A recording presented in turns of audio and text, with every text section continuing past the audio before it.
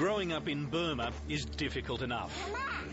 Life suddenly without parents must surely be overwhelming. The mothers and fathers of these children were snatched from them in a devastating natural disaster, the destructive winds and surging seas of Cyclone Nargis. But how is the world to know of their plight and their ability to survive? Foreign journalists are banned, the local media restricted to reporting propaganda approved by the generals. Tonight, an extraordinary high-risk undercover report, 12 months in the making. The Orphans of the Storm. Hello and welcome to Foreign Correspondent. I'm Mark Corcoran. It was an enormous, largely unseen disaster zone. In the critical weeks after Cyclone Nargis swept through Burma's southern delta last year, relief agencies were locked out and the outside media couldn't hope to get in. Inside Burma, state television ran business as usual images, with the generals in control issuing blunt advice to those reeling from the disaster: get over it and get back to work.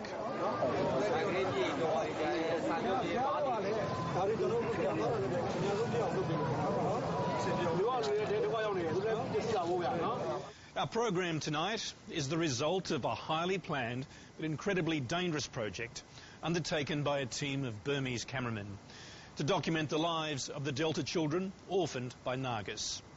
It is, as you'll see, a testament to human endurance.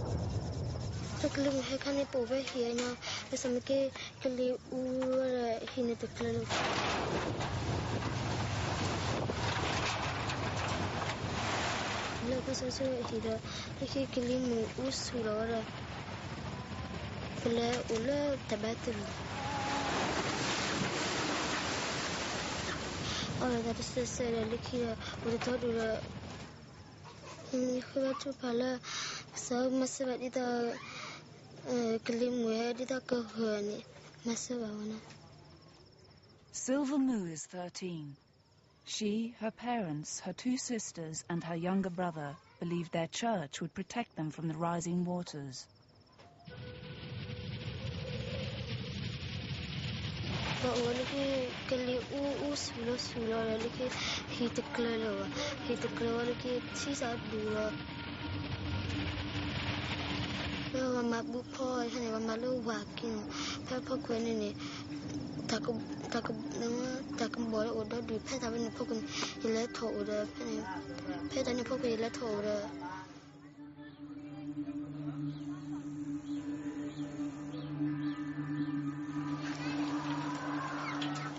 Ten-year-old Ye Pint, 6-year-old Mei Nin, and 3-year-old Nei Lei are brothers and sister.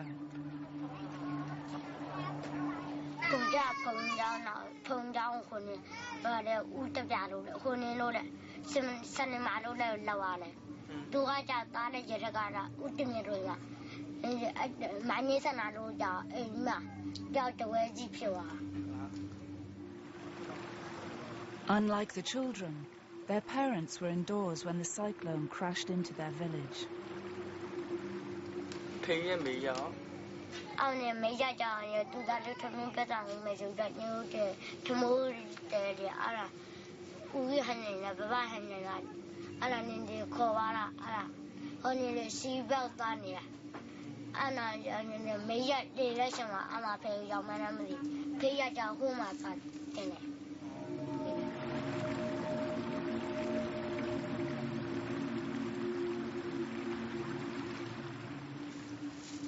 "14-year-old Lang and 16-year-old Keen said that as the waters rose, neighbours panicked and clung to their mother.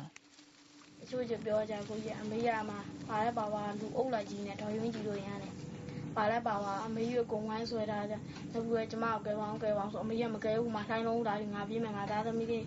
Now she ever, another meeting, I think, only John and no Soja one. Ah, to Java, when you know to go and no Tajavan. Soja, so I may have my nine old life, I had W so I may out, may you go. I tell me wine so wine said, I love wine so go wine so. Playing on wine so that I may yet chill down me out.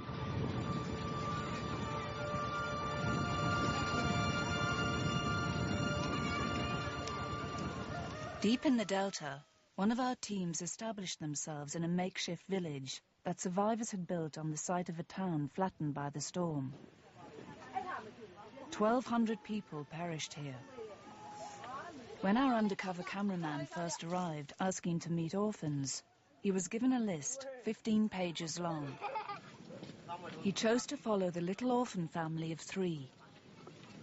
After their parents died, Ye Pint, Mei Nin, and their little brother Ne Lei were taken to a nearby monastery. Eventually they were brought back to what remained of their village. Our cameraman bought the children the first sweets they'd had since they lost their parents.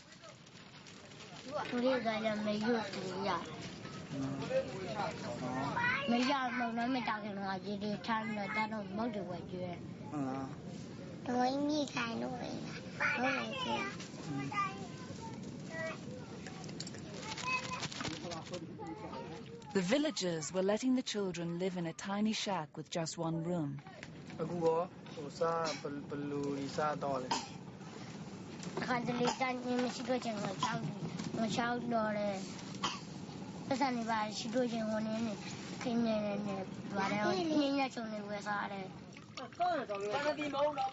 They were struggling to find food and water. Other survivors in the village helped them when they could, but they too were hungry and thirsty.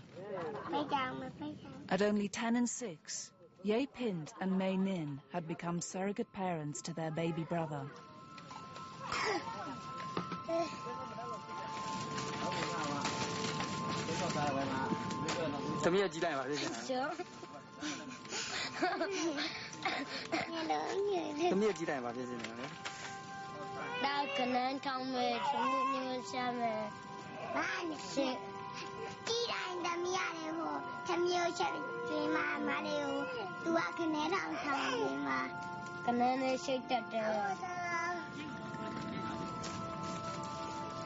Two months after the cyclone, in another part of the delta.